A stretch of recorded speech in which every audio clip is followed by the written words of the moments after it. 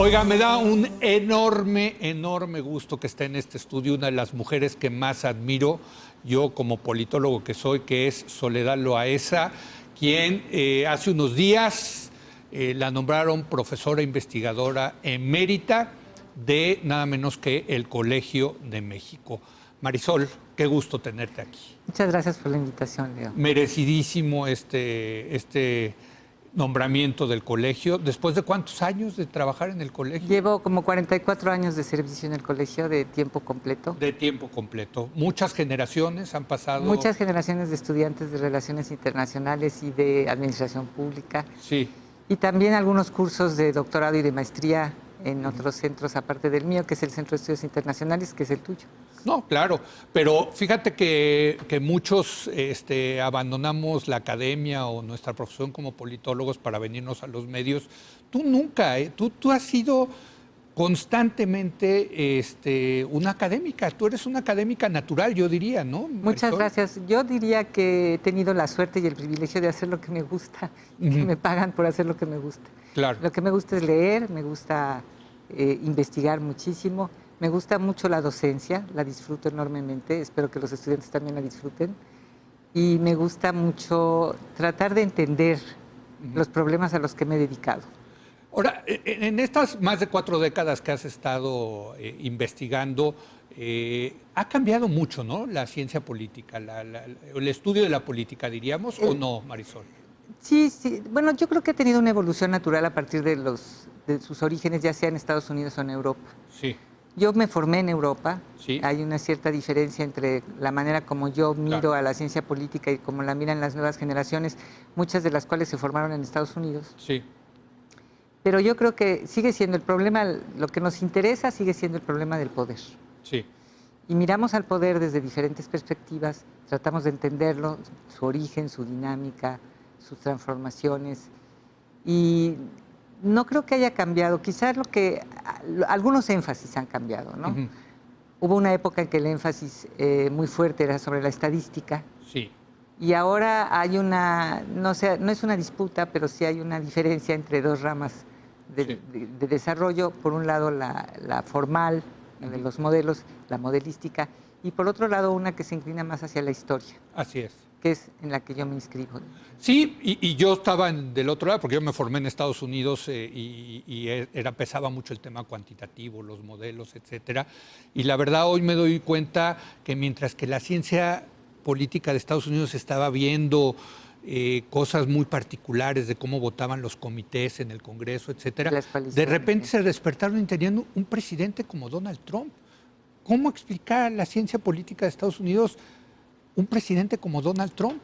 Pues no lo puede explicar de la misma manera que le cuesta también trabajo a la ciencia política más histórica explicarlo. Sí. Justamente uno de los temas que yo creo que tenemos que reflexionar es el de los futuros inexplicables, inesperados, ¿no? Sí. Si nosotros tomamos una perspectiva histórica según la cual el resultado está en cierta forma predeterminado por una cierta forma de evolución histórica, hay resultados que no nos explicamos. No nos explicamos a Donald Trump después de Barack Obama. Sí, exacto. Es decir, cuando fue elegido Barack Obama hubo como un gran entusiasmo respecto a cómo habían cambiado los americanos, qué tal habían superado algunos de sus traumas históricos, pero nunca nos esperamos que la reacción habría sido tan brutal como para elegir al polo opuesto. Una reacción tremenda. Una reacción tremenda. Entonces, yo creo que a Trump hay que entenderlo desde el punto de vista histórico. Y esto... Del populismo que siempre existió Y del racismo. Y del racismo, claro, totalmente. Yo creo que siempre se dice o los americanos nos reprochaban en cierta forma que teníamos una historia que nos pesaba, los mexicanos, y que ellos eran mucho más ágiles y tenían mayor capacidad de cambio precisamente porque se habían deshecho de la historia. Dios mío.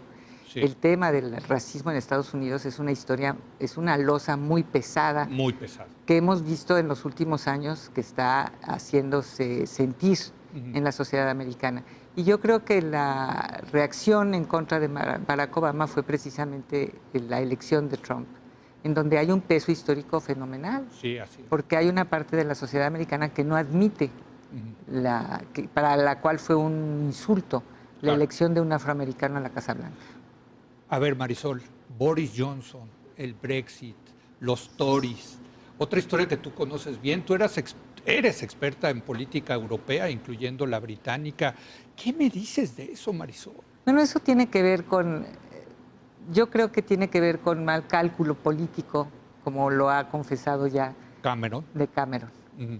David Cameron ha escrito un libro, como todos sabemos, en donde dice que calcularon mal, midieron mal a la opinión pública británica y actuaron con una gran frivolidad. Sí. Y me parece que la frivolidad ha sido un tema que está presente en muchos de los países que en este momento están sufriendo los embates en contra de la democracia. ¿Peligra la democracia, tú dirías? Yo creo que sí. ¿Sí? Yo ¿La creo que democracia sí. liberal, o lo que se ha dicho, más bien el componente liberal de la democracia, Marisol? Yo creo que sí. ¿Sí? Yo creo que sí, porque lo que ha estado a prueba últimamente ha sido la capacidad de elección de las mayorías. Sí. Hay un tema histórico que es complicado y difícil, que es el de las mayorías equivocadas. Hijo, ese es un tema muy difícil. Precioso, digo. Es un para gran debatir. tema, Sí. pero la democracia se supone que es el triunfo de la mayoría, Sí. de las preferencias de la mayoría. Pero ¿y si la mayoría elige a un enemigo de la democracia? Ujú. ¿Cómo vas a remediar esa elección? Pues era lo que decía Popper, ¿no? De las paradojas de la democracia, que no se vale que partidos que sean antidemocráticos participen en un proceso democrático. Pero entonces estás actuando en forma antidemocrática si excluyes de la participación a una parte importante de la población. Totalmente de acuerdo. Así Y entonces nosotros hemos visto en la historia cómo, en muchos casos, las propias instituciones democráticas sirven para destruir a la democracia. Ujú. Que eso pasó en Alemania, como Claro. es obvio, como ya lo sabemos ahora, pero que está pasando en Estados Unidos también. Sí. O sea, yo creo que hay Bueno, una... y yo creo que en Gran Bretaña, ¿no? Y en Gran Bretaña. Es que hay un tema muy importante que es el de la desinstitucionalización. Sí. Hablamos mucho de instituciones, hablamos poco de la destrucción de las instituciones, y las instituciones finalmente son muy vulnerables. Ujú. No nada más en el régimen presidencialista, Sí. sino también en el régimen parlamentario. El poder que llega a tener el jefe del Ejecutivo es un poder que se refleja en su capacidad para destruir una institución. Claro. Y eso hemos visto, es lo que está tratando de hacer Boris Johnson, Sí. y que el Parlamento ha reaccionado de una manera muy fuerte. Bueno, y la Suprema Corte. Y la Suprema Corte, Sí. que está defendiendo el Sí. Parlamento y la democracia y la Constitución, como ellos dicen, ¿no? Y yo creo que, de todas formas, están en peligro. Un historiador político muy distinguido francés, que se llama Pierre Rosanvallon, sostiene que la democracia está condenada, Ujú. que ya se acabó el tiempo de No la me democracia liberal. Hijo, no me deprimas, Marisol. Y me quiero ir porque ya se nos va acabando el tiempo. Digo, desde luego yo me podría quedar contigo varias horas platicando, pero tu carrera académica también ha pasado desde luego por investigar cosas importantes en México, las clases medias, el PAN, la transición a la democracia. ¿Cómo ves México? Yo creo que estamos en una transición importante. No creo que estemos viviendo una crisis todavía. Ujú. Estamos viviendo una transición. Las instituciones siguen funcionando mal que bien, Ujú. las instituciones fundamentales de Sí. la construcción democrática, pero desde luego son frágiles y están Sí. en peligro. Ujú. Acabo de terminar un libro que es sobre el presidencialismo mexicano, Ah, qué que interesante. las conclusiones se titulan "Los presidentes son seres peligrosos". Y yo creo que es el ¿Y caso. de cuándo a cuándo vas? Me refiero únicamente a Ávila Camacho, Miguel Alemán y Adolfo Ruiz Cortines, Ujú. en términos, además, cómo reaccionan en un contexto de Guerra Fría. Ok. Entonces, cómo el presidencialismo mexicano evoluciona en ese contexto internacional de gran crispación Sí. y de relaciones muy particulares con los Estados Unidos, ¿no? Ujú. Y yo creo que los presidentes caminan por una cuerda floja entre son necesarios, absolutamente indispensables, Sí, sí. pero también son muy peligrosos. Sí. Entonces, ¿cuáles son lo que son muy ¿Y importantes? no ha cambiado en ese sentido digo, porque tú te vas a las épocas, digamos, gloriosas del PRI, ¿no? Del autoritarismo priista, pero Es una época de Sí. construcción de instituciones. correcto. O sea, lo que más me sorprende, estos tres presidentes, Sí, los tres sabían que no podían gobernar este país sin instituciones. sí, Y ahora estamos en un momento en que aparentemente se piensa que se puede gobernar directamente sin instituciones. ujú, Y yo creo que ese es un error en el que estos no cayeron. ujú, Y cuando tuvieron la tentación de gobernar sin instituciones, aparecía un contrapeso. sí, Y ese contrapeso, por ejemplo, en el caso de Alemán, fueron los expresidentes, Cárdenas y Ávila Camacho, que le dijeron, no, por ahí no. ujú, Entonces, ¿cuál era el contrapeso que tenía el presidente mexicano? Bueno, estaban los contrapesos constitucionales, pero esos funcionaban menos que los contrapesos informales. Ok. Y un contrapeso informal era... Dentro de lo que se llamaba la familia revolucionaria. Exactamente. Pero básicamente eran los expresidentes, ¿eh? Sí. Y desde luego Estados Unidos era un contrapeso. ¿Y hoy, Marisol? El problema que yo veo es que no hay contrapesos. Pues no hay. No hay expresidentes. Sí. No hay un partido que, en cierta forma, equilibre el poder del presidente. Y tampoco hay un contexto internacional, aunque yo creo que es el contexto internacional y la situación económica, que son dos fuentes de restricciones muy importantes, las que van a frenar el hiperpresidencialismo al que parecemos estar orientados. Sí hay me parece, en el presidente López Obrador un proyecto de concentrar el poder, ¿no? Muy claro. Bueno, lo ha estado materializando, no es únicamente un proyecto. Pero la pregunta es ¿para qué, no? Eso es lo que todavía no queda claro, ¿no, Marisol? Han desmantelado instituciones, pero no nos han dicho si van a poner otras en lugar de esas. Sí. Y no nos han dicho en qué dirección vamos. Yo no sé si ellos lo saben. Sí. Ojalá que sí. Pues, o quién sabe qué proyecto pero tengan, no se puede estar improvisando. Yo creo que hay ciertas áreas del gobierno federal que están muy pensadas. Sí. Por ejemplo, el área electoral está perfectamente diseñada. Sí, sí, sí. Y está... Pero vulnerable, ¿eh? O sea, frente al embate del presidente contra el Instituto Nacional Electoral, quién sabe qué pueda quedar ahí, ¿no? Pero yo hablo sobre todo de la manipulación de los ciudadanos y del rediseño del mapa electoral. Sí, sí, sí. Creo que en eso están invirtiendo muchísimos recursos y mucha atención y mucha concentración de recursos humanos en eso. Pero luego hay otras áreas en donde parece que hay mucho menos planeación. Sí. Y que me preocupan. Por ejemplo, en el área de educación y de política científica, yo no veo que haya un objetivo muy claro. Y los que nos han sido enunciados pues no son unos objetivos muy interesantes. Marisol, cuéntanos en un minuto, ahora que te dieron el emeritazgo, ¿no? En el colegio, entiendo que diste un discurso.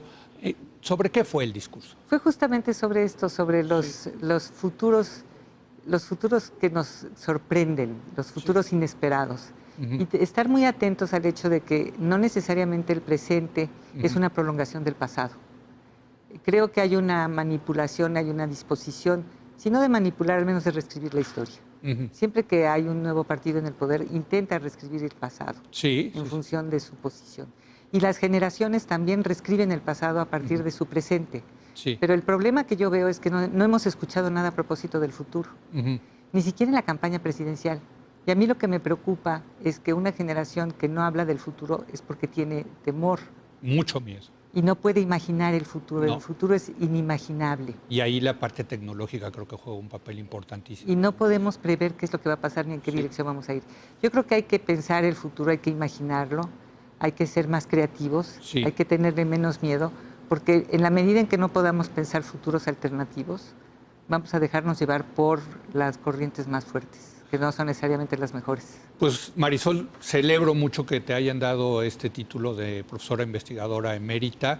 Te unes a una pequeña lista de profesores del colegio que yo siempre he admirado y tú sabes que te admiro mucho, te quiero mucho. Muchas gracias, y en serio, ¿qué te puedo decir? Hay que celebrar este nombramiento que te dio muy merecidamente el colegio. Muchas gracias, Leo. De la misma manera que hay que celebrar el éxito de este programa. Pues ahí vamos para 10 años, ¿no? Por cierto que tú, bueno, pues ya eso lo contaremos después fuera del aire. Gracias Marisol, a Soledad Loaesa, una mujer, como le digo, que yo admiro muchísimo por este emeritazgo del Colegio de México. Vamos a una breve pausa, regresamos con Ciro Murayama para hablar de su libro Democracia a Prueba. Regresamos.